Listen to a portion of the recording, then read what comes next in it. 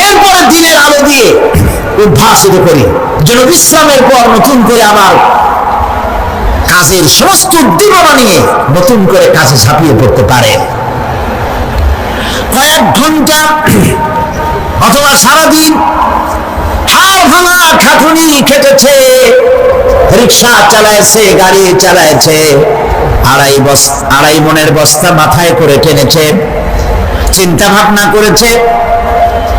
এরপরে যখন এই লোকটি কয়েক ঘন্টা মাত্র নিদ্রা গেল, আরাম পেল, মস্তিষ্ক হালকা হয়ে গেল, হার্টবিট কমে গেল, হাতের পায়ের কর্মোদ্দীপনা বেড়ে গেল, নতুন করে আবার কাজ করার জন্য সুযোগ এসে গেল।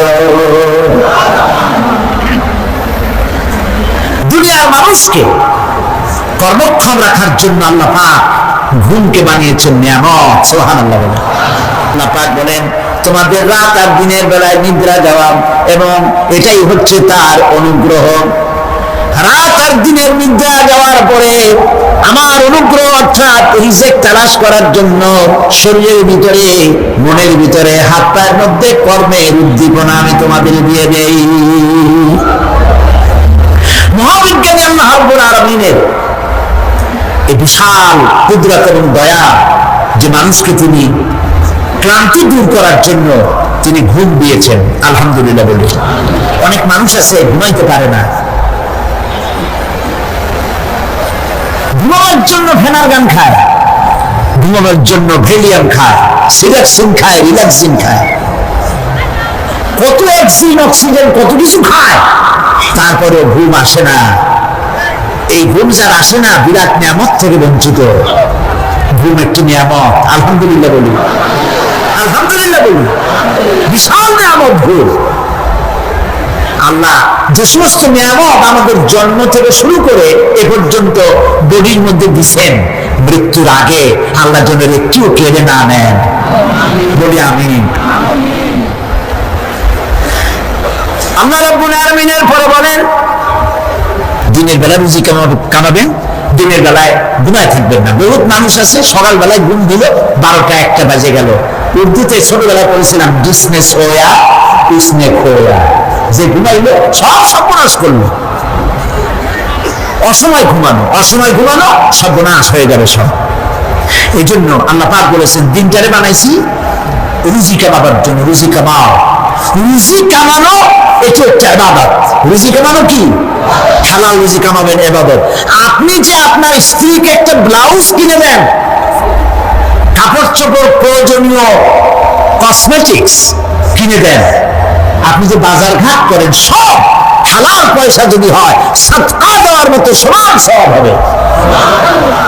রুজি কামাইতে হবে, এটা আল্লাহ পাকের হুকুম, রুজি কামাও। ফাইদা কুদিয়াতিস সালাত ফান্তাশিরু ফিল আরদ ওয়াবতাগু মিন ফাদলিল্লাহ। সুবহানাল্লাহ বলো। নামাজ যখন শেষ হয়ে গেল, ফাইদা কুদিয়াতিস সালাত, নামাজ যখন শেষ হয়ে গেল, ফান্তাশিরু ফিল আরদ, তখন জমিনে ছড়িয়ে পড়ো আর আমার অনুগ্রহ, রিস্ক অনুসন্ধান করো। সুবহানাল্লাহ। আল্লাহ রাব্বুল আলামিন তার হাবিব সম্পর্কে বলেন, তাবারাকাল্লাযী নাযালাল ফুরকানা আলা আবদিহি লিয়াকুনা লিল আলামিনা নাযীরা। অতীব বরকতশালী সে আল্লাহ রাব্বুল আলামিন, যিনি তার বান্দার উপরে ফুরকান অবতীর্ণ করেছেন, যাতে করে তিনি তার কওমের কাছে দাওয়াত পৌঁছান। এ কথা বলা হয় নাই, লিয়াকুনা লিল আলামিনা বিশ্ববাসীর কাছে যেন তিনি দাওয়াত পৌঁছাতে পারেন, আল্লাহর সম্পর্কে, জাহান্নাম সম্পর্কে ভীতি প্রদর্শন করাতে পারেন, জান্নাতের সুসংবাদ দিতে পারেন, হেদায়েতের দাওয়াত পৌঁছে দিতে পারেন। এই জন্য আমি রাসূলকে পাঠাইছি তাম বিশ্বের সমস্ত মানুষের জন্য। সুবহানাল্লাহ ওয়া বিহামদিহি, তিনি সকলের জন্য। তার সম্মান আর মর্যাদা আল্লাহ রাব্বুল আলামিন এমন ভাবে পেশ করলেন, তার মর্যাদা এত বেশি, নবীর মর্যাদা এত বেশি। মুহাম্মদ সাল্লাল্লাহু আলাইহি ওয়াসাল্লাম যদি উম্মতের কোন ব্যাপারে যদি বলেন হ্যাঁ, অন্য উম্মতের জন্য তা হালাল হয়ে যায়। সুবহানাল্লাহ। কে আছে এমন যে তার মুখের কথাই কোন পরামর্শের ধার ধারে না? মুখের কথাটা কি? আইন। রাসূল যদি বলেন হ্যাঁ, উম্মতের জন্য কি হয়? হালাল। হালাল। রাসূল বলছেন না, উম্মতের জন্য কি হয়ে গেল? হারাম হয়ে গেল। সুবহানাল্লাহ। এটা হচ্ছে আল্লাহ তার রাসূলকে লেজিসলেটিভ পাওয়ার, আইন তৈরি করার অধিকার আল্লাহ তার হাবিবকে দিয়েছেন। রাসূল ছিলেন শারে, শরীয়ত প্রণেতা। হালাল হারামের সীমারেখা কোরআনে যা আছে এটুকুনি শেষ নয়। হালাল হারামের সীমারেখা রাসূল পাককে প্রদান করার জন্য, নির্ধারণ করার জন্য আল্লাহ পাক তাকে পারমিশন দিয়েছেন, পাওয়ার দিয়েছেন। ওয়ামা আতাকুমুর রাসূলু ফাখুযুহু ওয়ামা নাহাকুম আনহু ফান্তাহু। এই আয়াত দিয়ে প্রমাণিত হয় রাসূল তোমাদের জন্য যা দেন তা গ্রহণ করো, যা নিষেধ করেন তার থেকে বিরত থাকো, ফিরে থাকো। হাদিস শরীফে এসেছে, হযরত আবু হুরায়রা রাদিয়াল্লাহু তাআলা আনহু একবার রাসূল করিম সাল্লাল্লাহু আলাইহি ওয়াসাল্লামের দরবারে কাঁদতেছিলেন। হুজুর জিজ্ঞেস করলেন, আবু হুরায়রা তুমি কাঁদো কেন? হুজুর হযরত আবু হুরায়রা বলেন, হুজুর আমার মা আমাকে মেরেছে, আমি সেই জন্য কাঁদতেছি। হুজুর বলেন, মা তোমাকে মারলো কেন? কোনো বেয়াদবি করেছো নাকি? তিনি বললেন, না কোনো বেয়াদবি করি নাই, তবে মারলো কেন? হযরত আবু হুরায়রা বলেন, হুজুর আমার মা হচ্ছেন মুশরিকা, আমার মা কাফের। আমি অনেক রাত হয়েছিল বাড়ি ফিরতে, আমার মা জিজ্ঞেস করলো এত রাত কোথায় ছিলি? আমি বললাম, মা তাম পৃথিবী যে কদম মোবারক চুমতে পারলে নিজেকে ধন্য মনে করে, আমি সেই রাসূলের দরবারে ছিলাম, আসতে দেরি হয়ে গেছে। ইয়া রাসূলুল্লাহ, আপনার নাম শোনা মাত্র আমার মায়ের গায়ে আগুন জ্বলে গেল। সহ্য করতে না পেরে আমাকে মায়ের আরম্ভ করে দিল। বলল, আবু হুরায়রা হয় আমার বাড়ি ছাড়বি, না হয় মুহাম্মদ সাল্লাল্লাহু আলাইহি ওয়াসাল্লামের ঘর ছাড়বি, কোনটা করবি কর। আমি বললাম, মা তোমার গায়ে যত শক্তি আছে সমস্ত শক্তি দিয়ে তুমি আমাকে প্রহার করো, আমি তামাম তোমার বাড়িটা সুদ্ধা তামাম দুনিয়া ছেড়ে দিতে পারি, কিন্তু রাসূল পাক সাল্লাল্লাহু আলাইহি ওয়াসাল্লামের কদম মোবারক ছাড়তে পারি না। ভাইরা আমার, হযরতে আবু হুরায়রা কাঁদতেছেন। আল্লাহর নবী বলেন, তুমি কাঁদো কেন? তোমার মা তোমাকে মেরেছেন, আমি এখানে কি করব? এখানে তো আমি কোনো দখল আন্দাজ করতে পারি না, আমি কি করতে পারি? এখানে ইন্টারফেয়ার তো আমি করতে পারি না, মা তোমারে মেরেছে। হযরত আবু হুরায়রা বলেন, ইয়া রাসূলুল্লাহ, মায়ের বিরুদ্ধে কোনো নালিশ করার জন্য আপনার কাছে আমি আসি নাই। বলে, কেন এসেছো? হযরত আবু হুরায়রা বলেন, হুজুর এসেছি এই জন্য, আমি জানি আপনি যদি আল্লাহর দরবারে কোনো ব্যাপারে দোয়া করেন আল্লাহ রাব্বুল আলামিন তা মঞ্জুর করে নেন। আপনি মেহেরবানি করে আমার মায়ের হেদায়েতের জন্য আল্লাহর কাছে দোয়া করুন। হুজুর সাল্লাল্লাহু আলাইহি ওয়াসাল্লাম দুই হাত উঁচু করলেন, বললেন, আল্লাহুম্মা ইহদি উম্মা আবি হুরায়রা, আয় আল্লাহ আবু হুরায়রার মাকে তুমি হেদায়েত নসিব করে দাও। এই দোয়া রাসূল করতেছেন। হুজুরকে দোয়ার মধ্যে ফেলে রেখে আবু হুরায়রা দৌড় আরম্ভ করেছে বাড়ির দিকে। পেছন থেকে কয়েকজন সাহাবী তারা দৌড়ে গেল। আবু হুরায়রা দৌড়ায় কেন? এত ভদ্র মানুষ, কোন সময় কারোর সাথে রাগারাগি করে না, দৌড়ায় কেন? নিশ্চয়ই কোনো বিপদ বুঝি হয়ে গিয়েছে, পিছন থেকে জামা টেনে ধরেছে। কি হয়েছে, দৌড়াও কেন? হযরত আবু হুরায়রা বলেন, আমার জামা ছেড়ে দাও, আমাকে দৌড়াতে দাও। আমি দৌড়াইয়া বাড়ি পৌঁছে গিয়ে দেখতে চাই আমি আগে দৌড়ে বাড়িতে গেলাম না নবীজির দোয়া আমার আগে আমার বাড়ি পৌঁছে গেল, কোনটা হলো আমি সেটা দেখতে চাই। হযরত আবু হুরায়রা দৌড়াতে দৌড়াতে ঘরের কাছে গিয়ে নক করেছে। ভিতর থেকে আওয়াজ এলো, কে? কিছুক্ষণ পর মা আমার বেরোলেন, মাথার চুল দিয়া পানি পড়তেছে, বুড়া মানুষ। মা আমার কাছে এসে বলল, বাবা তোমাকে মারার পর আমি বড় অনুতপ্ত হয়েছি, মনে মনে অনুশোচনা করেছি, আরে আমার ছেলে তো কোনো খারাপ জায়গায় যায় নাই, কোনো খারাপ মানুষের কাছে যায় নাই, মারলাম কেন? বড় অনুতপ্ত হয়ে গেছি আমি। এই অনুশোচনা করে আমি এই মাত্র গোসল করেছি, আমাকে নিয়ে চলো তুমি বিশ্ব নবী রাসূলুল্লাহর দরবারে।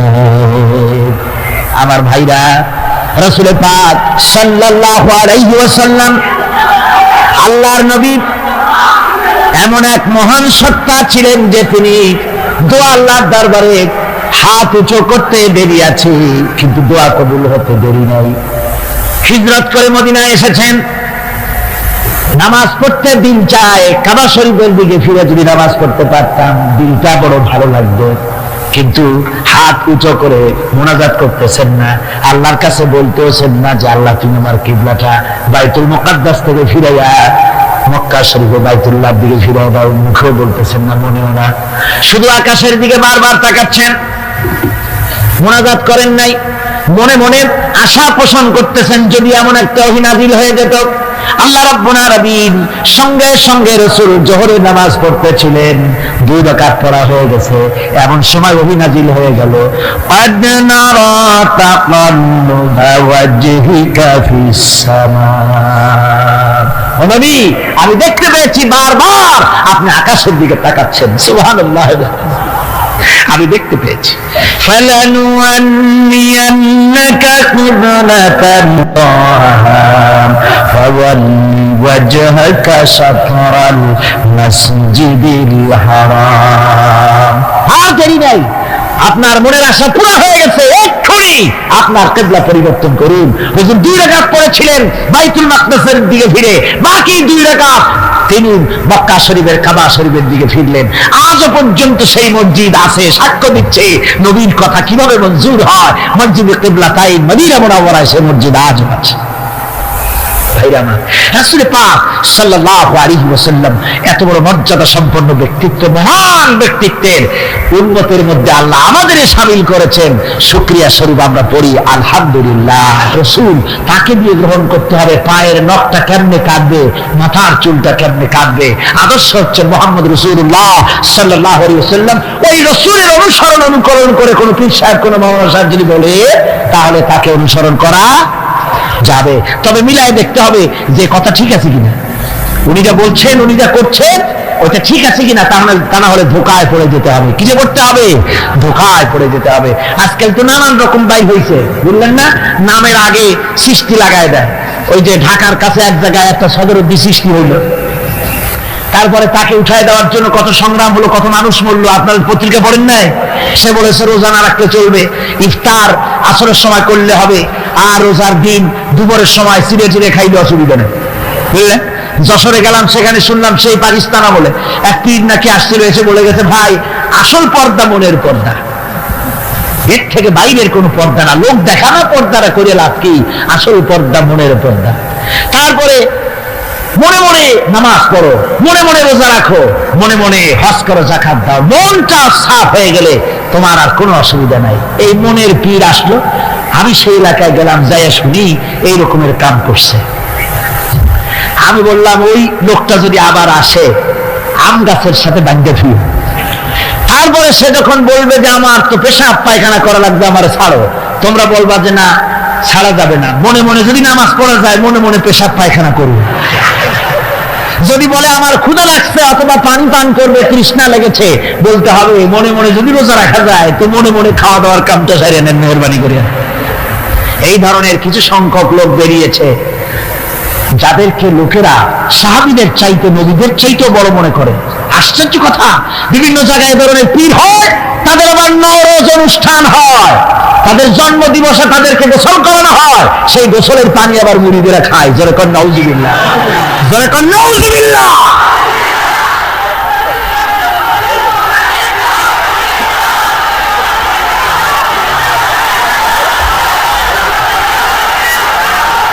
আমার ভাইয়েরা, পীর সাহেবের গোসল করা পানির ভিতরে মুসলমানদের জন্য কোনো বরকত নাই। আছে কোনো বরকত? প্রশ্নে ওঠে না, তার শরীরের কত জায়গা দিয়ে পানি পড়তেছে, আর সেইটা মুরিদরা খায়। লজ্জা নাই, শরম নাই, ঘৃণা পর্যন্ত নাই। খুলনার এক এলাকা আছে, এক পীর সাহেব, তার মুরিদরা তার পায়ের বুড়ো আঙ্গুল চষে, চুষতে চুষতে প্রায় ঘা বানায় ফেলেছে। তা আমি মুরিদদের জিজ্ঞেস করলাম যে তোমরা এরকম পাঁচ আঙ্গুল চষো কেন? কয় যে হুজুরের মারেফত পায়ের আঙ্গুল দিয়ে পেটের মধ্যে ঢুকবে, সেই জন্য। কি ধরনের খোরাফাত, কি বিদআত! রাসূল পাক সাল্লাল্লাহু আলাইহি ওয়াসাল্লাম যা করেন নাই, সাহাবায়ে কেরাম যা করেন নাই, সেগুলি চালু হয়ে গেছে সমাজে। এর থেকে বাঁচতে হবে, আপনাকে মনে রাখতে হবে, কলিজার মধ্যে ঈমান রাখতে হবে। কোন পীর সাহেব, কোন মাওলানা সাহেব ফু দিয়া আমার ভাগ্য ভালো বানায় দেবে অথবা আমাকে ভাগ্য নষ্ট করে দিবে, আমি আল্লাহর কসম তো বিশ্বাস করি না। আমার ভাগ্য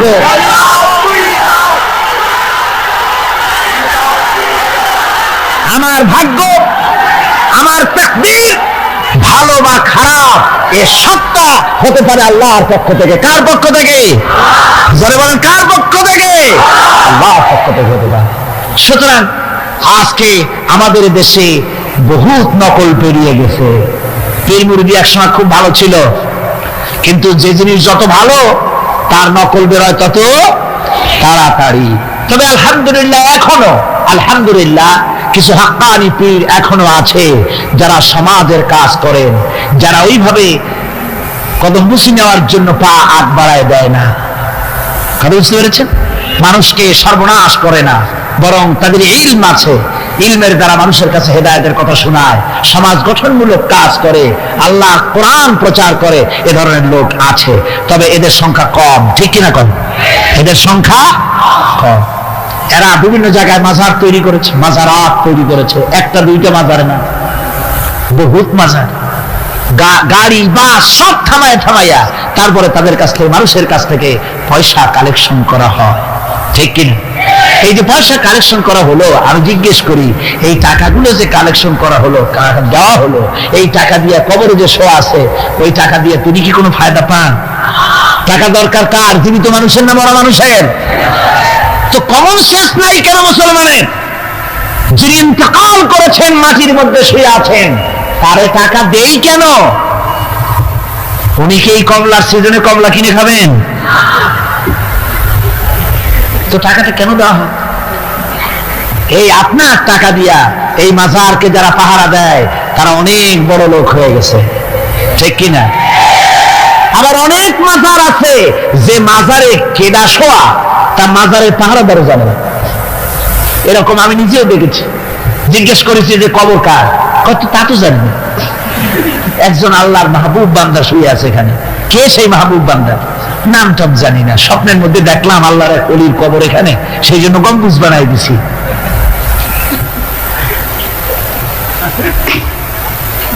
একটা রিসালার মধ্যে দেখেছি, একটা রিসালার মধ্যে লেখা হয়েছে যে একজন পীর সাহেবের এক মুরিদ ছিল।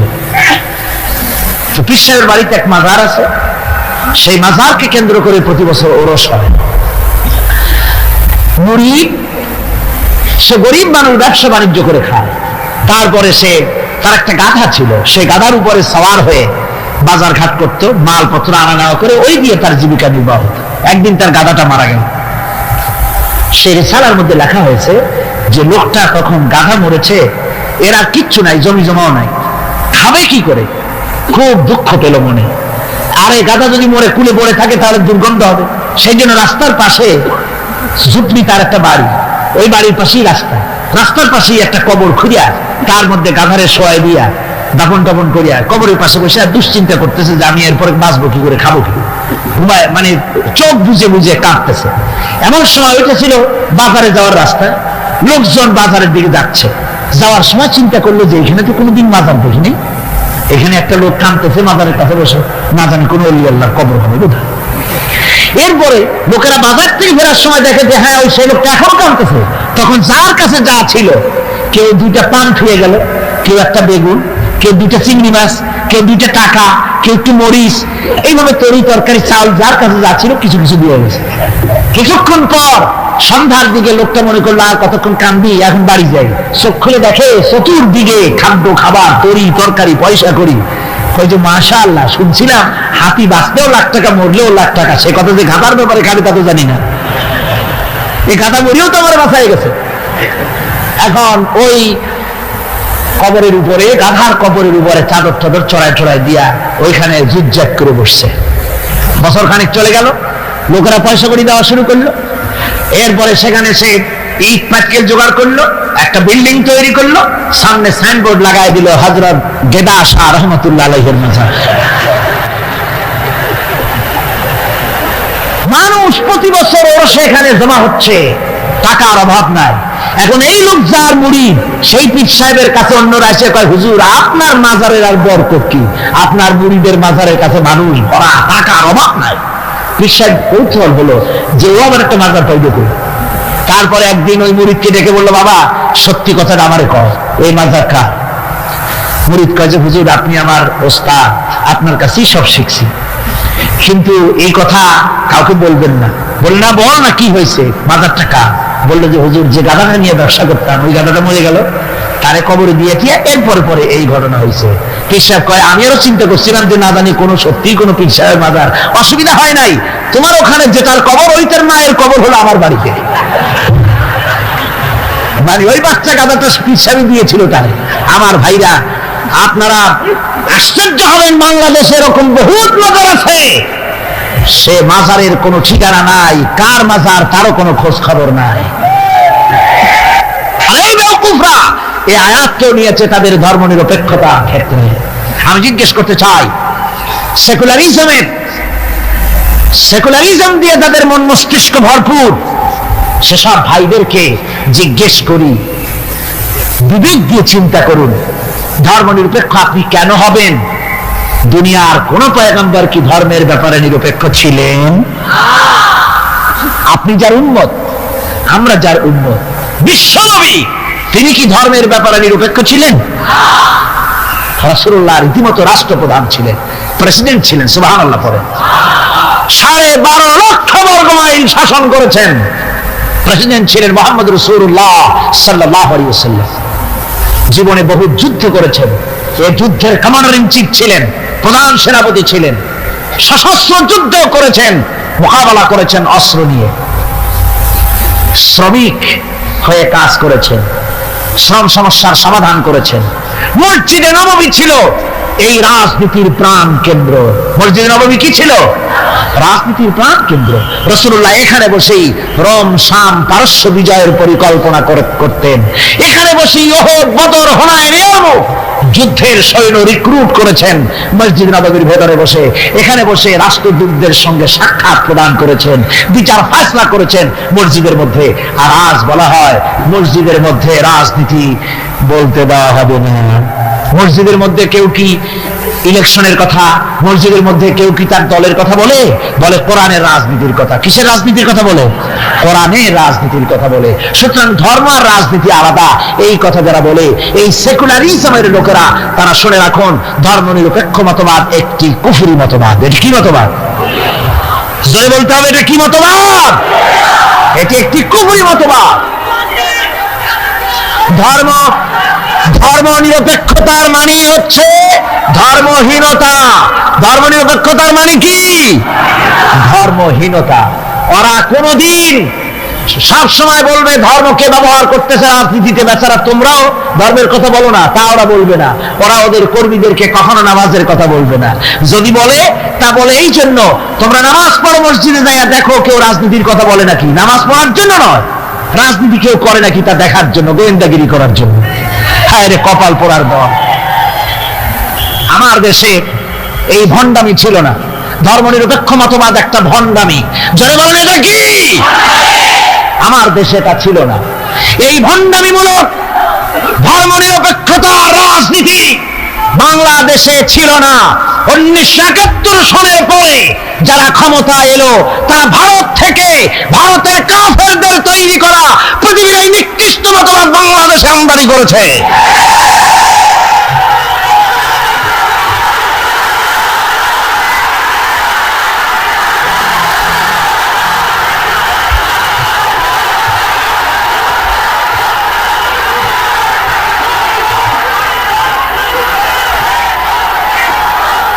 আমার মুসলমান ভাইয়েরা,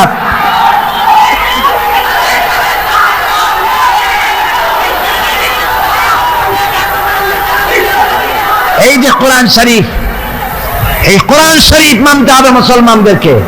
রাসূলের উপর ঈমান আনার অর্থ শুধু মিলাদ শরীফ পড়া নয়। কোন নেত্রী কি বললো তার ধার কোন মুসলমান ধারতে পারে না। মুসলমান ধার ধারবে আল্লাহ আর রাসূলের। ঠিক কিনা? যারা বলেন ঠিক কিনা? ভারতের গোলাম এরা বলে ধর্ম নিরপেক্ষতার মানে ধর্মহীনতা নয়।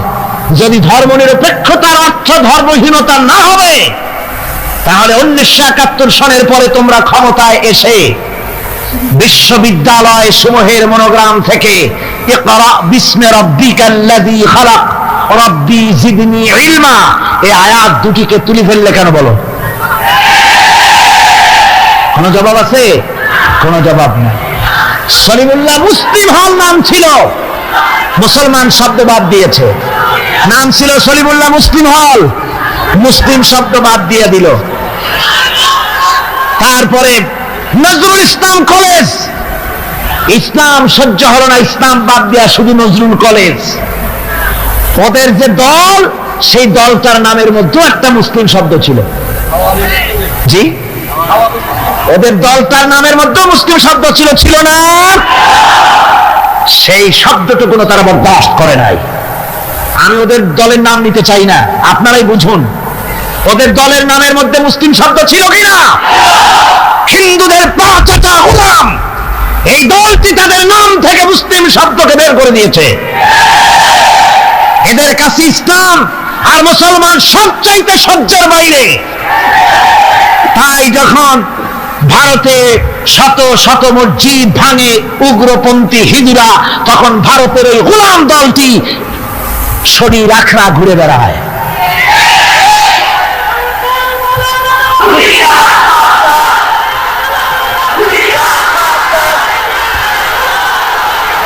আমার মুসলমান ভাইদের খেদমতে আমি আরজ করতে চাই, মুসলমানদের কাজ বুঝতে হবে, ধর্মনিরপেক্ষ মতবাদ মুসলমানদের জন্য জায়েজ নাই, হারাম। দুনিয়ার সব আলেম একমত, এই ফতোয়ার উল্টা কেউ ফতোয়া দিতে পারবে না। দুনিয়ার সব মুফাসসিরিন, মুহাদ্দিসিন, উলামায়ে কেরাম, মুফতি সব একমত, ধর্মনিরপেক্ষ মতবাদ কুফরি মতবাদ। কি মতবাদ? যারা বলেন কি মতবাদ? মুসলমানের সন্তান, যাকে মুসলমানের জন্ম দিয়েছে, ধর্মনিরপেক্ষবাদের আন্দোলন করতে পারে না, হারাম হারাম।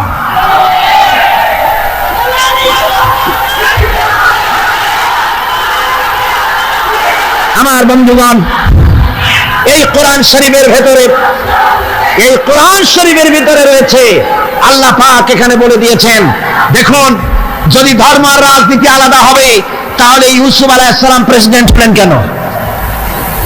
সূরা ইউসুফ আছে না কোরআন শরীফে? হযরত ইউসুফ আলাইহিস সালাম জেলে গিয়েছিলেন, দীর্ঘদিন জেলে ছিলেন। জেল থেকে বেরিয়ে এসে মিশরের অর্থ এবং খাদ্য দুটি মন্ত্রণালয়ের দায়িত্বশীল মন্ত্রী হয়েছিলেন, আছে কোরআন শরীফে। গোটা মিশরের প্রেসিডেন্ট হয়েছিলেন, আছে কোরআনে। সুলাইমান আলাইহিস সালাম গোটা পৃথিবীর প্রেসিডেন্ট ছিলেন, আছে কোরআনে। মুহাম্মদ সাল্লাল্লাহু আলাইহি ওয়াসাল্লাম প্রেসিডেন্ট ছিলেন, আছে কোরআনে। সর্বত্র পয়গম্বরেরা রাজনীতি করেছেন। এই দুশ্চরিত্র লোকগুলি ভারতের গোলামেরা, তাদের কথা হলো আলেম ওলামারা রাজনীতি করবে না, ধর্মীয় মাহফিলে রাজনীতি হবে না। বাংলাদেশ তোমার বাপের সম্পত্তি, এমন ভাবে কথা বলে, বাংলাদেশে ধর্ম নিয়ে রাজনীতি করতে দেওয়া হবে না। মনে হয় যেন বাপ, এই বাংলাদেশের বাপের সম্পত্তি আর আমরা ঘর জামাই থাকি।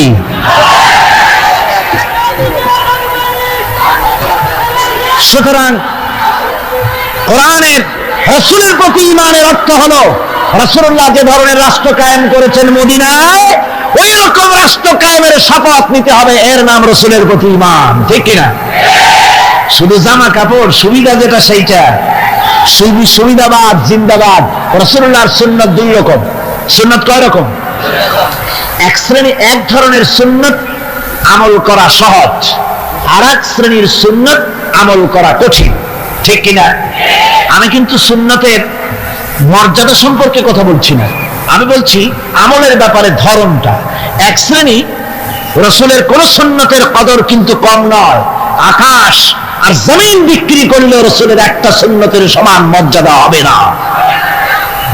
রাসূলের সুন্নাত পালনের মধ্যে দুই ধরনের, একটা সুন্নাত হচ্ছে পালন করা খুব সহজ, আর একটা পালন করা কঠিন।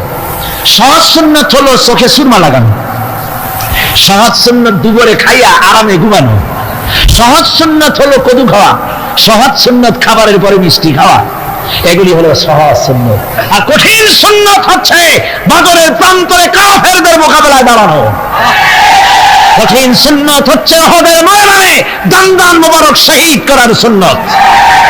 কঠিন সুন্নাত হচ্ছে বাতিলের বিরুদ্ধে মানুষের তৈরি করা মতবাদকে উৎখাত করে আল্লাহর জমিনে আল্লাহর দ্বীন কায়েম করার সুন্নাত। কোরআনের বর্ণনা কত সুন্দর। জাহান্নামের কথা শুনতে শুনতে লোকেরা আল্লাহর ভয়তে হতাশ হয়ে যেতে পারে, আল্লাহর ভয়তে। সেই জন্য যত জায়গায় জাহান্নামের বর্ণনা আছে, সাথে সাথে আবার আশার সঞ্চার করার জন্য আল্লাহ জান্নাতের কথা বলেছেন। কাহ্হার এবং জব্বার নাম আল্লাহ যেখানে ব্যবহার করেছেন, সাথে সাথে আবার গফুর রহিম নাম ব্যবহার করেছেন, বান্দা যেন হয়রান হয়ে না যায়। দুইটার সময় 2টা ঘন্টা লাগায় শোনায় দিল, বান্দারে তোমার জীবনের মূল্যবান সময় থেকে 2টি ঘন্টা কমে গেল। এমনি করে দিন গেল, মাস গেল, বছর গেল, আমাদের হুঁশ হলো না। সময় চলে গেল তাস খেলে খেলে, সময় চলে গেল আমাদের খেলাধুলা করে, শয়তানি বদমাশি করে। সময় কতটুকু পেলাম? কিয়ামতের দিন, বিচারের দিনটা যেটা হবে, আল্লাহ রাব্বুল আলামিন বলেন বিচারের দিনটাই লম্বা হবে 50 আলফা সানা মিম্মা তাউদ্দুন। বিচারের দিনটা লম্বা হবে কত বছর? 50,000 বছর। কত বছর? দুনিয়ায় যেভাবে তুমি হিসাব করো, দুনিয়ার গণনা অনুযায়ী হাসরের বিচারের দিনটা হবে 50,000 বছরের মতো লম্বা। এক কিতাবে দেখেছি, তিনি লিখেছেন হিসাব করে, কিয়ামতের ওই দিনটার হিসাবে 50,000 বছর একটা দিন লম্বা। ওই হিসাবে পৃথিবীতে যারা 60 বছর বাঁচলো, সেজন্য আখিরাতে 2 মিনিট দুনিয়ায় বাঁচলো। চিন্তা করেছ? মাত্র 2 মিনিট। 60 বছর যারা হায়াত পেল, 2 মিনিট বাঁচলো। এই 2 মিনিটের জন্য কত হাঙ্গামা, কত মারধর, কত সন্ত্রাস, ক্ষমতার জন্য লড়াই, ঠ্যাং করেঙ্গে ত্যাং করেঙ্গে, লাঠিকে আন্দার মুগুর ভরেঙ্গে, শক্তির ঠেলায় অস্থির। আমার বন্ধুগণ, সময় চলে যাচ্ছে স্রোতের মতো করে, কারোর জন্য সময় অপেক্ষা করতেছে না।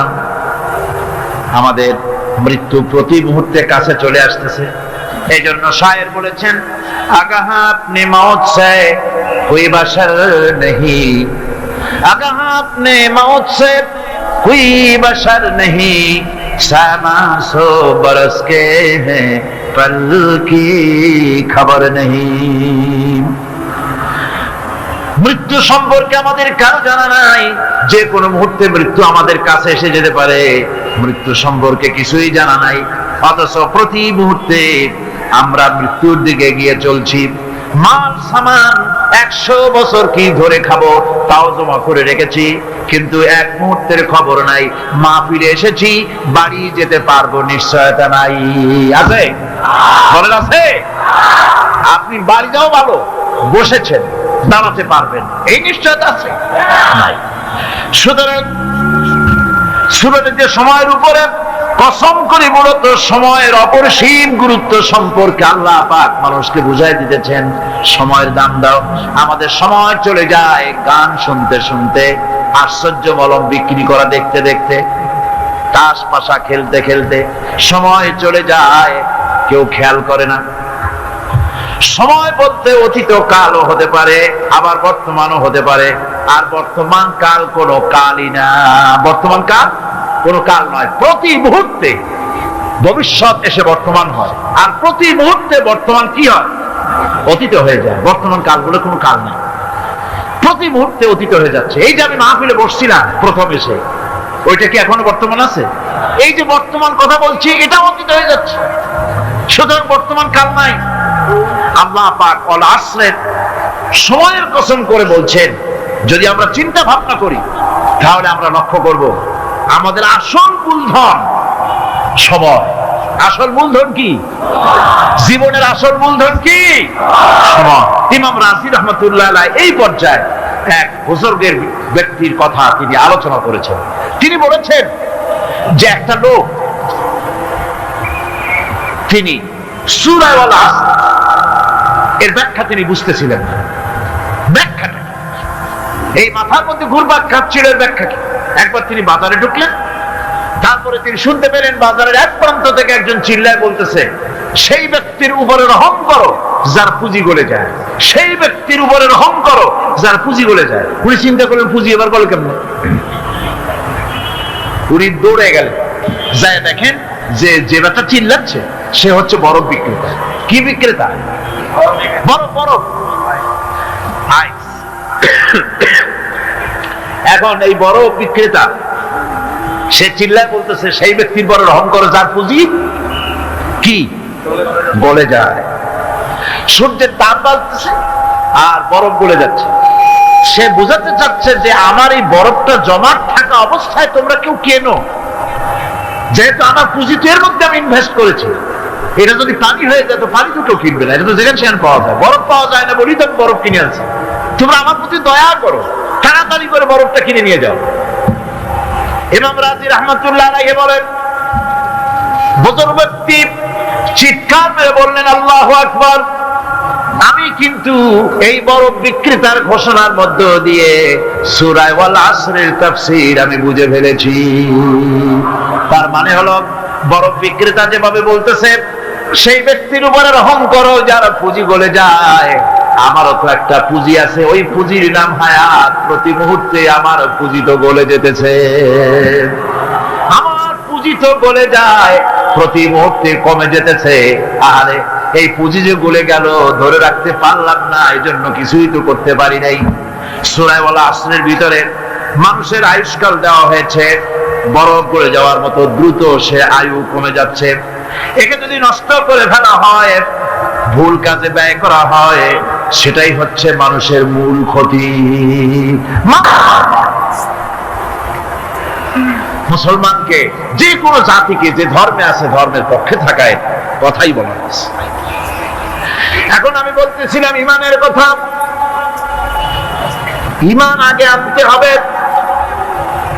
ইমান সম্পর্কে আল্লাহ রাব্বুল আলামিন বলতেছেন, ইমান হলো আগে, তারপরে ইসলাম। আবার ইমান আনার আগে আবার কুফরি একটা শব্দ আছে, সেটা হলো ফামান ইয়াকফুর বিত-তাগুতি ওয়া ইউমিন বিল্লাহি ফাকাদ ইসতামসাকা বিল উরওয়াতিল উসকা লা ইনফিসামা লাহা ওয়াল্লাহু সামিউন আলীম।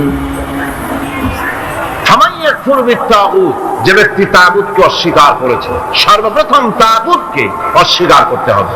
ওয়া ইউমিন বিল্লাহ, আর এরপরে আল্লাহর উপরে যে ঈমান আনলো, ফাকাদ ইসতামসাকা বিল উরওয়াতিল উসকা, সে এমন এক শক্ত অবলম্বন ধারণ করলো যা তাকে কোনো কিছুই বিচ্ছিন্ন করবে না, ধ্বংস করে দেবে না। সুবহানাল্লাহ। এখন সত্যিকারের ইমানদারের পরিচয়টা কি? কোরআনে কারীম সত্যিকারের ইমানদারের পরিচয় এভাবে পেশ করতেছে, ইন্নামাল মুমিনুনা আল্লাযীনা আমানু বিল্লাহি ওয়া রাসূলিহি সুম্মা লাম ইয়ারতাবু ওয়াজাহিদু বিআমওয়ালিহিম ওয়া আনফুসিহিম ফি সাবিলিল্লাহ উলাইকা হুমুস সাদিকুন। ঈমানের দাবিতে সত্যবাদী কারা? ইন্নামাল মুমিনুনা আল্লাযীনা আমানু বিল্লাহি ওয়া রাসূলিহি, সত্যিকারের মুমিন তো তারা যারা নাকি ঈমান এনেছে আল্লাহর উপর এবং রাসূলের উপরে। এই ঈমান আনার পর সুম্মা লাম ইয়ারতাবু, এরপরে কোন সন্দেহে সে নিপতিত হয় নাই, কোন সন্দেহ তার মনের মধ্যে জায়গা পায় নাই, আর সে আল্লাহর রাস্তায় জিহাদ করেছে মাল দিয়ে, জান দিয়ে। উলাইকা হুমুস সাদিকুন, এরাই হলো ঈমানের দাবিতে সত্যবাদী। সুম্মা লাম ইয়ারতাবু, অতবার এক বিন্দু সন্দেহ মনের মধ্যে জায়গা দেয় নাই। অর্থাৎ ঈমান আনছি কার উপরে? আল্লাহর উপরে। কার উপরে? আর তার রাসূলের উপরে। আল্লাহ এবং রাসূলের উপরে ঈমান আনার পর যারা আল্লাহ এবং রাসূলের বিধান জীবনের সকল ক্ষেত্রে মানতে পারে নাই, তারাই সন্দেহে নিপতিত হয়েছে। কথা বুঝতে পেরেছেন? তাদের সন্দেহ এই কোরআন মানুষের জীবন, তার সম্পদ, তার রাজনীতি, তার অর্থনীতি পরিচালনা করতে পারে না। সেই জন্য ধর্মের ব্যাপারে কোরআন মানি, ধর্মের ব্যাপারে নামাজ আর রোজা মানি, কিন্তু রাজনীতিতে ধর্ম মানি না। এটাই হলো সন্দেহ। এটাই কি সন্দেহ। ربنا ظلمنا أنفسنا وإن لم تغفر لنا وترحمنا لنكونن من الخاسرين ربنا لا تزغ قلوبنا بعد إذ هديتنا وهب لنا من لدنك رحمة إنك أنت الوهاب ربنا فاغفر لنا ذنوبنا وكفر عنا سيئاتنا وتوفنا مع الأبرار ربنا وآتنا ما وعدتنا على رسلك ولا تخزنا يوم القيامة إنك لا تخلف الميعاد أي الله ربنا العالمين বিশাল এই জনতা নিয়ে তোমার দরবারে হাত তুলেছি রব্বুল আলামিন কোরআনে কারীমের মাহফিল বড় আশা করে হাত তুলেছি মেহেরবানি করে আলোচনার সওয়াব রাসূল করিম সাল্লাল্লাহু আলাইহি ওয়াসাল্লামের রূহ মুবারকে পৌঁছায় দাও तमाम পৃথিবীর মাটির নিচে মুমিন মুমিনাত যারা শুয়ে আছে তাদের রূহের উপরে সওয়াব পৌঁছায় দাও রব্বুল আলামিন আমাদের মা বাপ যাদের দুনিয়া থেকে বিদায় হয়ে গেছে কবরগুলিকে জান্নাতের টুকরা বানায় رب ارحمهما كما ربياني صغيرا সবাই পড়েন رب ارحمهما كما ربياني صغيرا আল্লাহ আমাদের মা বাপ যাদের বেঁচে আছে স্বাস্থ্য ভালো রাখো আল্লাহ তাদেরকে হায়াতে তাইয়্যিবা দাও সিহাতে কুল্লিয়া দাও খাতিমা বিল খাইর করো রব্বুল আলামিন কোরআনে কারীমের মাহফিলে বড় আশা করে আমরা হাত তুলেছি আমাদের জিন্দেগির সকল গুনাহ খাতা maaf করে দাও আল্লাহ তাআলা জীবনে বহু গুনাহ করেছি গুনাহ করে করে জীবনটাকে নষ্ট করে দিয়েছি আল্লাহ তুমি দয়া করে মেহেরবানি করে আমাদের জিন্দেগি গুনাহ maaf করে দাও রব্বুল আলামিন না বুঝে সওয়াব মনে করে অনেক শিরক বিদআত আমরা করেছি মনে করেছি ওতে সওয়াব হবে আমরা বুঝি নাই আল্লাহ আমাদের ভুল বুঝানো হয়েছে নিজেরাও ভুল বুঝেছি এভাবে সওয়াবের নিয়তে শিরক বিদআত আমাদের মধ্য থেকে যা হয়েছে আল্লাহ দয়া করে তুমি আমাদেরকে ক্ষমা করে দাও আয় আল্লাহ আমাদেরকে দয়া করে শিরক এবং বিদআত মুক্ত জীবন যাপনের তৌফিক দিয়ে দাও রব্বুল আলামিন এত বড় বিরাট তাফসীর কোরআন মাহফিল লক্ষ লক্ষ টাকার প্রয়োজন আল্লাহ টাকা পয়সার অভাব নাই রব্বুল আলামিন তুমি গানি আর আমরা ফকির আয় আল্লাহ এই শহরেতে এমন লোক আছে একজনই মাহফিলের খরচ দিয়ে দিতে পারে আল্লাহ তোমার বান্দাদের দিল তুমি নরম বানায়া দাও কোরআনের মাহফিল কোন বছর ঋণগ্রস্ত থাকে নাই এবারও যেন থাকে না আল্লাহ বাজেট যা আছে তার চাইতে বেশি তুমি মেহেরবানি করে জোগাড় করে দাও রব্বুল আলামিন আরেকটা দোয়া তোমার দরবারে করি চেস্তিয়া বজনিয়া শেষ হয়ে গেল আল্লাহ ওদের সাথে আমাদের রক্তের সম্পর্ক নাই ওদের সাথে আমাদের আত্মীয়তার সম্পর্ক নাই ওদের সাথে আমাদের শুধু ঈমানের সম্পর্ক আল্লাহ ওদেরকে মেরে মেরে কাফেররা শেষ করে দিল মাবুদ বজনিয়ার চেস্তিয়ায় আরেকবার তুমি তোমার রহমতের ফেরেশতা পাঠায় দিয়া সাহায্য করো আল্লাহ কাশ্মীরের মুসলমানদের উপর আরেকবার সাহায্য করো রব্বুল আলামিন এই মাহফিল আল্লাহ যত মানুষ আসে আল্লাহ বড় আশা নিয়ে আসে কোরআনের মাহফিলে অনেকের রোগ ব্যাধি আছে তাদের ধারণা কোরআনের মাহফিলে দোয়া কবুল হয় আল্লাহ তুমি দয়া করে এই ধারণা তুমি মঞ্জুর করে নাও যার যত রোগ আছে বালাই আছে ব্যাধি আছে আল্লাহ সকলকে মাফ করে দাও سبحان ربك رب العزة عما يصفون وسلام على المرسلين الحمد لله رب العالمين واجعل آخر كلمتنا عند الموت لا إله إلا الله محمد رسول الله হযরত ওমর বলেন আমি নবীর পিছনে দাঁড়িয়ে অপেক্ষা করতেছিলাম নামাজ কখন শেষ হবে আর তিনি নামাজের ভিতরে তেলাওয়াত করতেছিলেন তেলাওয়াত যখন শুনলাম আমার কাছে মনে হলো এই কথাগুলি মানুষের বানানো নয় নিশ্চয়ই কোন জিন রাসূলুল্লাহকে শিখায়া দেয় আমি যখন এই চিন্তা করেছি এত সুন্দর মিলায়া কি করে পড়েন জেনে শিখাই দিয়েছে এই চিন্তা যখন আমি করেছি নবীজি তখন আমার এই কথার জবাব যেন তিনি দিলেন, তিনি বললেন ইন্নাহু লাকাউলু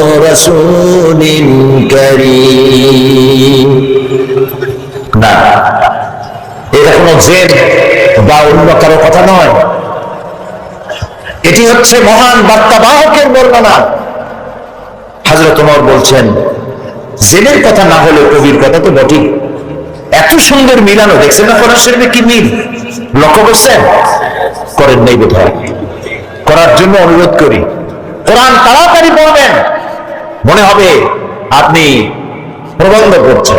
থেমে থেমে পড়বেন, মনে হবে যেন কবিতা পড়তেছে। প্রত্যেক আয়াতে আয়াতে মিল। সুবহানাল্লাহ। হযরত ওমর বলছেন, ভাবলাম মুহাম্মদ সাল্লাল্লাহু আলাইহি সাল্লাম কবি হয়ে গেছে।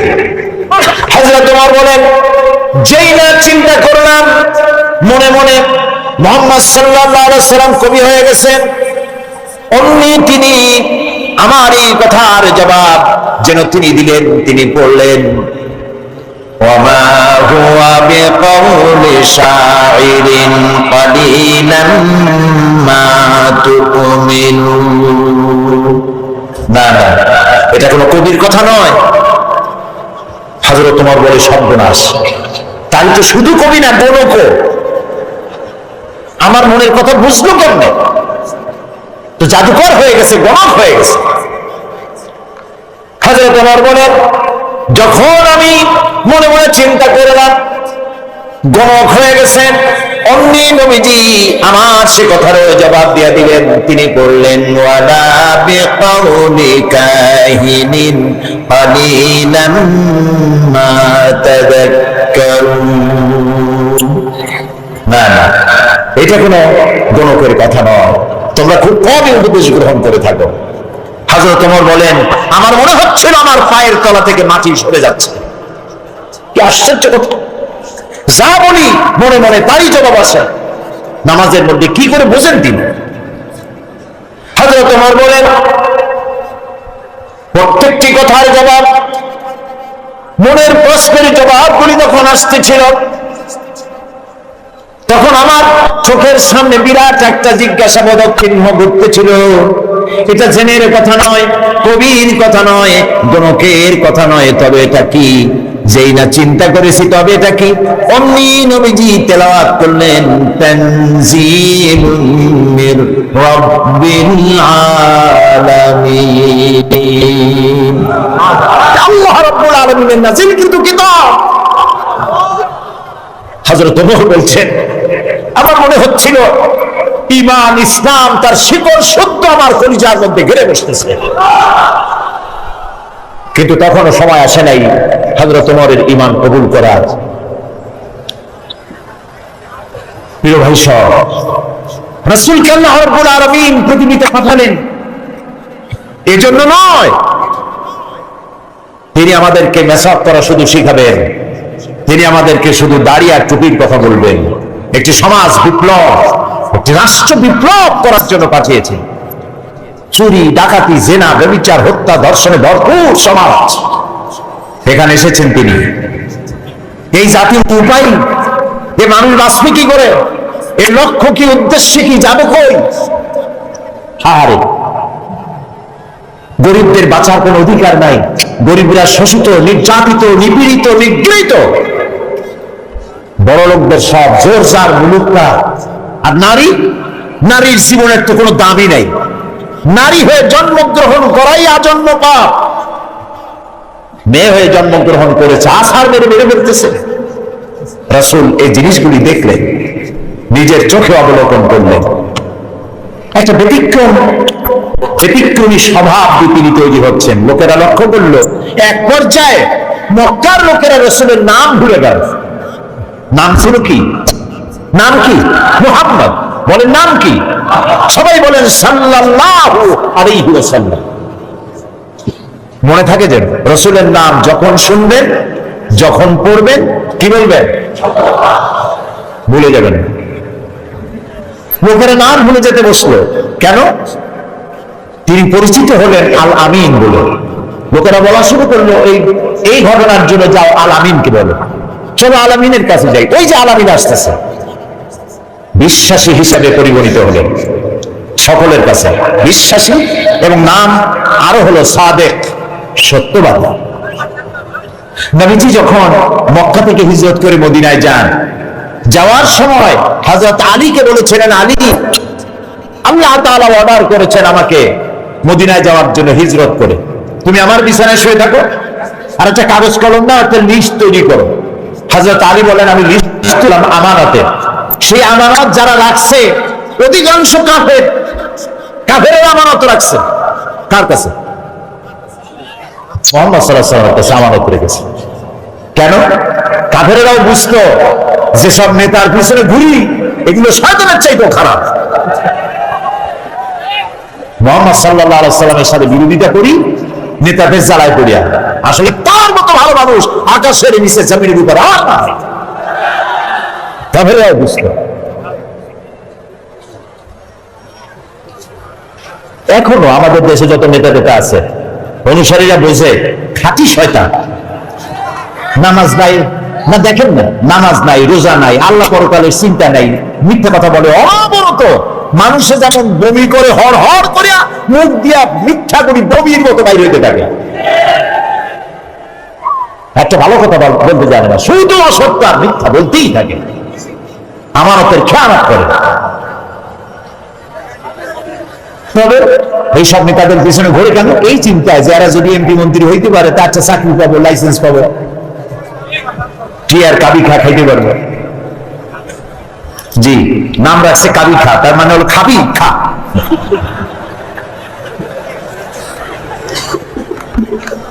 নবী করিম সাল্লাল্লাহু আলাইহি ওয়াসাল্লাম, আপনার আমার জীবন, আমাদের মা বাপের জীবন উৎসর্গ হতে রাসূলের কদম মোবারকের উপরে। সারাটা দুনিয়া ঋণী তার কাছে, তার স্বভাব চরিত্রের কাছে। মুহাম্মদ রাসূলুল্লাহ সাল্লাল্লাহু আলাইহি ওয়াসাল্লাম এই সমাজে বড় হলেন, বেড়ে উঠলেন, লক্ষ্য করলেন এদের বাঁচাবো কেমনে, উপায় কি? তিনি গারে হেরায় চলে গেলেন। ওটার নাম জাবালে নূর। আমরা গারে হেরা বলি, কিন্তু মক্কা শরীফে যে গারে হেরা পেলি কেউ চিনবে না, চিনবে না। জাবালে নূর, ওই জাবালে নূরে উঠলেন, অনেক উঁচা। আল্লাহ দয়া করে আমাকে একবার ওঠার তৌফিক দিয়েছিলেন, একবার উঠছি। তাতেই তখন তো আমার শরীর টরীর অনেক ভালো ছিল, ভালো মানে মোটা ছিলাম বেশি। উঠতে গিয়ে 3 বোতল পেপসি খাওয়া লাগছে,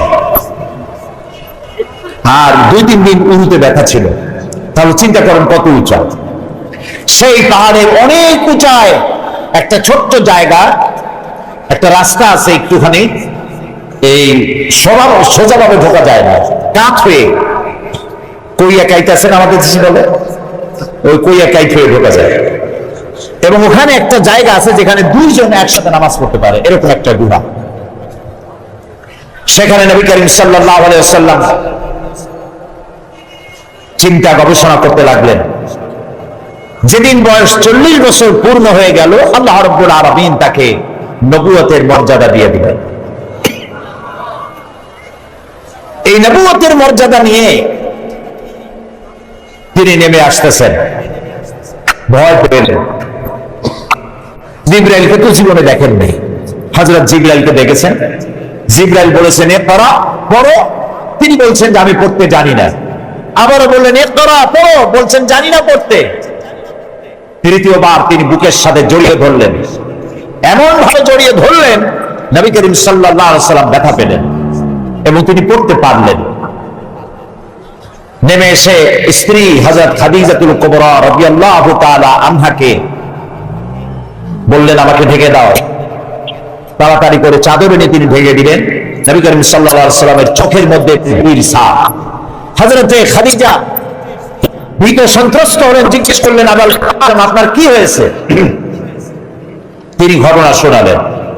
হযরত খাদিজা কি বলতেছেন শোনেন। হযরত খাদিজা বলছেন ইয়া আবাল কাসেম, হে কাসেমের পিতা, আপনার ঘাবড়াবার কোনো কারণ নাই। কোন দুষ্ট জিন, কোন দুষ্ট শয়তান আপনাকে অনিষ্ট করতে পারে না, কারণ আপনি সত্যবাদী। আপনাকে কোন দুষ্ট জিন, কোন শয়তান আপনাকে অনিষ্ট করতে পারে না, কারণ আপনি আত্মীয়তার হক আদায় করেন। আপনি এতিমকে মিসকিনকে খেতে দেন, আপনি বিধবাকে আশ্রয় দেন, আপনার ক্ষতি কেউ করতে পারেন না। হযরত খাদিজা দৌড় মারলেন এবং নিজের চাচাতো ভাই হযরত ওয়ারাকা বিন নওফল, তিনি ছিলেন তাওরাতের জবরদস্ত আলেম। নবীজির মুখে খবর শুনলেন, সবটা শুনে নবীজির মস্তক মোবারকের উপরে চুমো খেয়ে বললেন, কুদ্দুসুন কুদ্দুসুন, অতি পবিত্র, মহাপবিত্র ইয়া মুহাম্মদ সাল্লাল্লাহু আলাইহি ওয়াসাল্লাম। আপনার কাছে যিনি এসেছিলেন তিনি কোন জিন নয়, তিনি মহাপবিত্র আত্মা, তিনি ফেরেশতা। যে ফেরেশতা এসেছেন ইব্রাহিম, মূসা, ঈসা, ইয়াকুব, আইয়ুব, সমস্ত নবীদের কাছে যে ফেরেশতা এসেছে, সেই জিবরাইল এসেছিলেন আপনার কাছে। তাওরাতে আমি যা পড়েছি তার সাথে মিল হয়ে যাচ্ছে, আপনি আখিরি জামানার পয়গম্বর। তবে আমার জন্য আফসোস, আমি বৃদ্ধ, এই জাতি আপনাকে খুব কষ্ট দেবে, নির্যাতন করবে। সেদিন পর্যন্ত যদি আল্লাহ আমারে বাঁচায় রাখেন, আমি আপনাকে সাহায্য করব, আপনার সাথে থাকব। প্রিয় ভাই সব, একটা নারী, একজন স্ত্রী পুরুষের জন্য, স্বামীর জন্য সব থেকে উত্তম সাক্ষী দিতে পারে, এর থেকে ভালো সাক্ষী আর কেউ দিতে পারে না।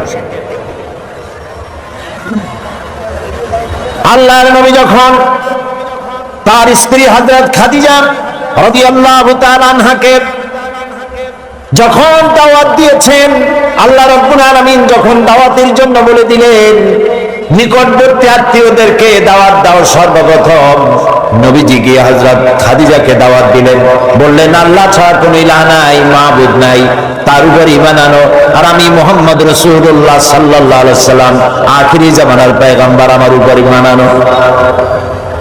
স্ত্রীর জন্য স্বাভাবিক ছিল, স্ত্রী তো কমসে কম স্বামীকে চেনে, কি বলেন আপনারা, চেনে না? সব মানুষকে আপনি ধোঁকা দিতে পারবেন, সব মানুষকে আপনি চোখে ধুলা দিতে পারবেন, কিন্তু স্ত্রী ভাঙিয়ে দিতে পারবেন না, ঠিক কিনা বলবেন? স্ত্রী আপনার জন্য ভালোবাসা দিতে পারে, জীবন দিতে পারে, সব দিতে পারে, কিন্তু ঈমান আনা অত্যন্ত কঠিন। নবীজি যখন হযরত খাদিজাকে ঈমানের দাওয়াত দিলেন, হযরত খাদিজা রাদিয়াল্লাহু তাআলা আনহা এক মুহূর্ত দেরি করেন নাই। রাসূলুল্লাহ হযরত খাদিজা বলছেন, ইয়া আবুল কাসেম, আপনি অবশ্যই আল্লাহর নবী। আমার কোনো বিন্দু মাত্র সন্দেহ নাই, কারণ বিগত 15 বছর আপনার সাথে ঘর সংসার করে আপনাকে যেভাবে দেখেছি, কোন সাধারণ মানুষের আচরণ এরকম হতে পারে না, আপনি অবশ্যই আল্লাহর নবী। নবী করিম সাল্লাল্লাহু আলাইহি ওয়াসাল্লাম এই দাওয়াত নিয়ে ছড়িয়ে পড়লেন ময়দানে। তিনি বলেছেন, লা ইলাহা ইল্লাল্লাহ। এই কালেমার দাওয়াত কি শুধু মুহাম্মদ সাল্লাল্লাহু আলাইহি ওয়াসাল্লামের ছিল না, সব নবীদের ছিল। দুনিয়ার সব নবীদের একটাই স্লোগান ছিল, কারোর মধ্যে কোনো মতপার্থক্য, মতদ্বৈততা হয় নাই, সকলের স্লোগান একটা, লা ইলাহা ইল্লাল্লাহ। এই কালেমার বিপ্লবী দাওয়াত পেশ করেছেন সমস্ত নবীরা। আমরা এই কালেমাটা বুঝি না, না বোঝার কারণেই দুরবস্থা হয়েছে। আমরা শুধু এটারে জিকিরের বুলি বানাইছি। দেখছেন কি কায়দায় জিকির করে, লা ইলাহা ইল্লাল্লাহ ইল্লাল্লাহ, এমন জোরে ইল্লাল্লাহ বলে তাতে কলব থাকলেও পারে, গেলেও পারে। কি বুঝে ইল্লাল্লাহ বলতেছেন? আবার লা ইলাহা ছেড়ে দিয়া খালি ইল্লাল্লাহ করে, এরকমও শুনেছি, শুনছেন আপনারা? লা ইলাহা বাদ দিয়া কতক্ষণ ইল্লাল্লাহ ইল্লাল্লাহ ইল্লাল্লাহ। আশ্চর্য কথা, এটা কি কি বলতেছেন আপনি? ইল্লাল্লাহ মানে তো আল্লাহ ছাড়া, আল্লাহ ছাড়া কি? লা ইলাহা ইল্লাল্লাহ এই কালেমার দাওয়াত যখন নবীরা দিয়েছেন, হযরত মূসা আলাইহিস সালাম যখন বলেছেন লা ইলাহা ইল্লাল্লাহ, এই আঘাত লেগে ফেরাউন দরিয়ায় নীলের মধ্যে ডুবে শেষ হয়ে গিয়েছে। হযরত ইব্রাহিম আলাইহিস সালাম যখন বলেছেন লা ইলাহা ইল্লাল্লাহ, নমরুদের গোষ্ঠী সাফ হয়েছে, জুতা পিটা খাইয়া দুনিয়া থেকে বিদায় হয়ে গেছে, ঠিক না ভাই? মুহাম্মদ সাল্লাল্লাহু আলাইহি ওয়াসাল্লাম যখন বলেছেন লা ইলাহা ইল্লাল্লাহ, তখন আবু জাহাল, আবু লাহাব, উতবা, শাইবা, মুগীরা, এই সবগুলির গায়ে আগুন জ্বলে গেছে। কেন আগুন জ্বললো? তারা বুঝছে লা ইলাহা ইল্লাল্লাহর অর্থ কি। তারা বুঝেছে লা ইলাহা ইল্লাল্লাহ মানে হচ্ছে কোন ইলাহ নাই, আইনদাতা নাই, বিধানদাতা নাই, শাসনকর্তা নাই, কাউকে মানি না কে ছাড়া? আল্লাহ ছাড়া। ফেরাউনও বুঝেছে। ফেরাউন বোঝেন, ফেরাউনকে মুসা আলাইহিস সালাম যখন বলেছেন বলো লা ইলাহা ইল্লাল্লাহ, ফেরাউন বলেছে মা আলিমতু লাকুম মিন ইলাহিন গায়রি, আমি তো জানি না যে আমি ছাড়া আরো কোন ইলাহ আছে, আমি তো ইলাহ। তুমি যদি আমারে বাদ দিয়ে আর কাউকে ইলাহ মানো লাআজআলান্নাকা মিনাল মাসজুনিন, কারারুদ্ধ করে রাখবো, জেলখানায় ঢুকিয়ে দেব। মুসা আলাইহিস সালাম ভয় পেয়েছিলেন নাকি? ভয় পায় না। কাফেরেরা বুঝতে পারতো লা ইলাহা ইল্লাল্লাহর অর্থ কি। আবু জাহাল, আবু লাহাব, উতবা, শাইবা,